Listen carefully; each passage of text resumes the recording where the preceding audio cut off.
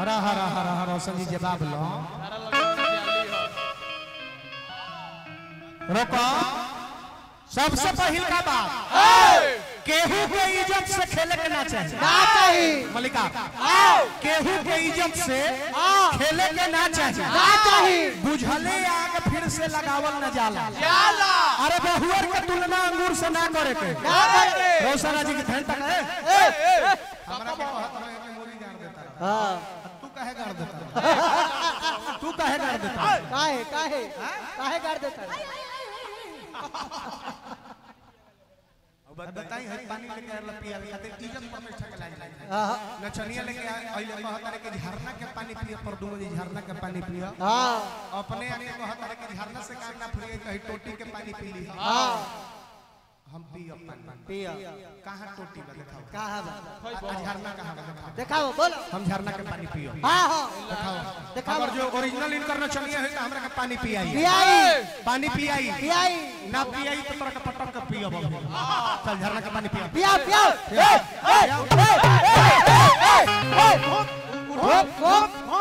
उठाओ लहंगा देखा झरना के पानी पी ली पर दुबे जिला मन भर का टोटी के पानी पी ले एकरा के टोटी कहता जा तब तो इहे टोटिया के पानी है पूरा टीम के लोगों के पियो होगा।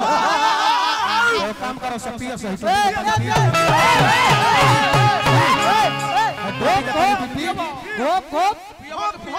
अपने बात बोलकर धरा जा रहा है सब लेकिन यह टोटिया के पनिया तो काहे में हम घिचा पिए चाहिए न तहरा।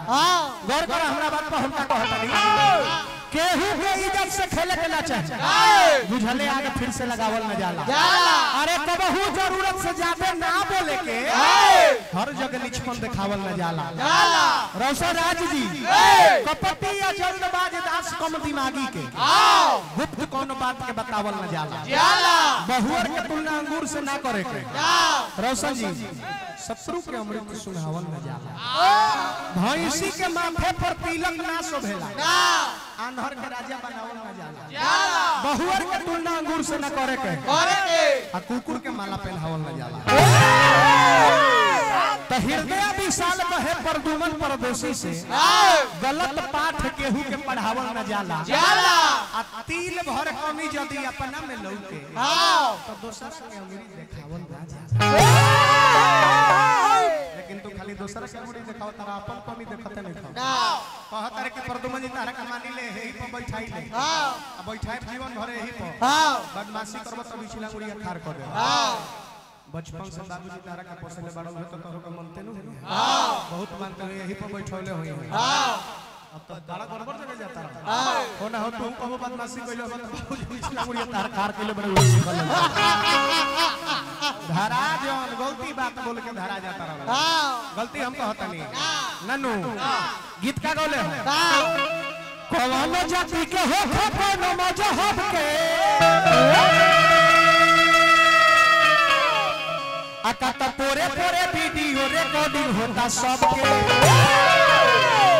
ठीक बा मननी रिकॉर्डिंग होता लेकिन वो रिकॉर्डिंग में खाली एगो हम ही नहीं और रिकॉर्डिंग में तू बाड़ा तहर नचनियो बिया कहानी हुरतिया कहां सुततिया कहां उठतिया ओमे सब कैद होता।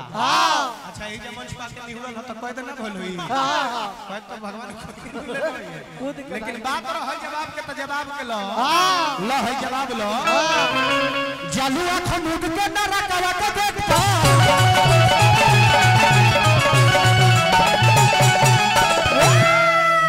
जालू आंख मुद के नरकवा के गेट पर ए भैया बोले हनु जालू आंख मुद के नरकवा के गेट पर आ देखो तारे भतरुबा के गेट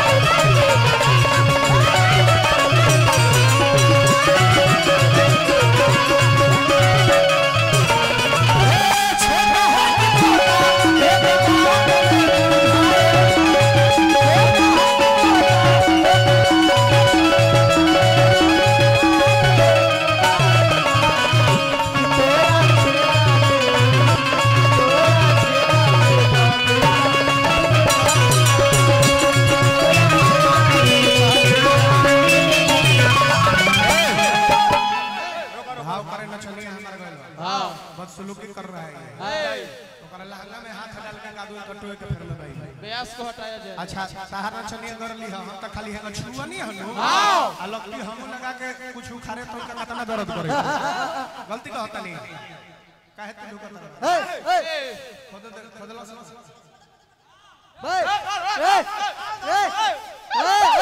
देखो नचनिया से पिटा मो अच्छा पीट दी तंता करबो अच्छा ई जब सुना अच्छा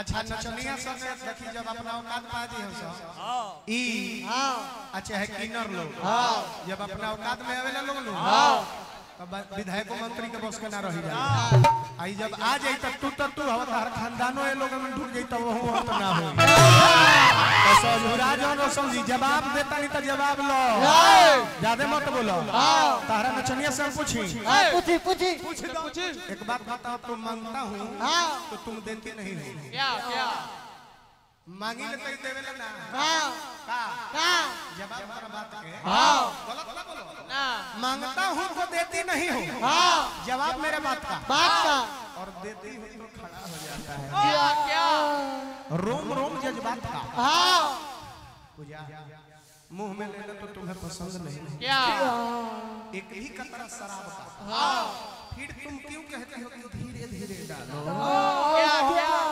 क्या बालों में फूल गुलाब हम गलती ना बोलो हमारा किस संगीत में मजा आएगा अभी जब भाव करे जाता छोटा है कि मोटा है तो बात में बुझाएगा तो लागत तारा कादू टटो का करत रह अपन तो दूसरा पर मन दो इनका जाए के रहे कहीं ऑफिस में अपना मेहरारू पूजा से कहल है कि ये पूजा हमरा के तनी सवेरे जगा दी हो भाई कलश के अगर जो ना जगबो तो कहत है कि तब हिला के जगा दी हो भाई कहती है कि यह काम बचल बा रातों में हिलाई के जगह या सवेरे हूं हिलाई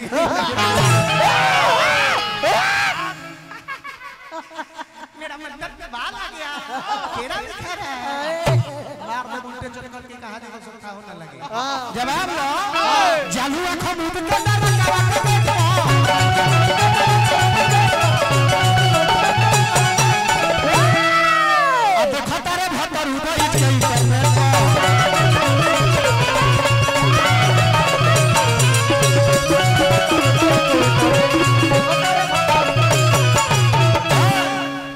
बनल बा बाजार जब ले बारू नई हराबा